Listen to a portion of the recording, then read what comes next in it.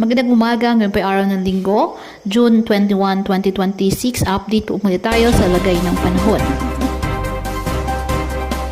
Ayon sa Pag-asa, patuloy po na minomonitor ang bagyong Francisco. Sa ngayon, taglay ng bagyo, ang lakas ng hangin aabot sa 85 km per hour malapit sa sentro at pagbugso aabot sa 105 km per hour. Kumikilos ito westward sa bilis po na 15 km per hour.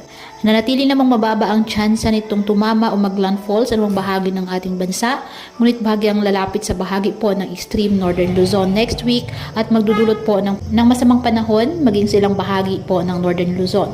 Inaasahang bagyarin po nitong hatake ng habagat na magdadala naman po ng kalat-kalat na mga pag-ulan sa malaking bahagi ng bansa, partikular na po sa kanlurang bahagi simula sa susunod na linggo. Ngayong araw, dulot ng trough po ng bagyong Francisco, asahan na po ang maulap na kalangitan na may kalat-kalat na mga pag-ulan at thunderstorms sa Eastern Visayas, Southern Leyte, Caraga at Davao Region.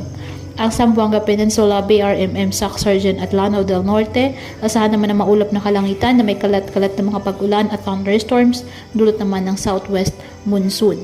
Apektado naman po ng mga localized thunderstorms ang Metro Manila at nalalabing bahagi ng ating bansa.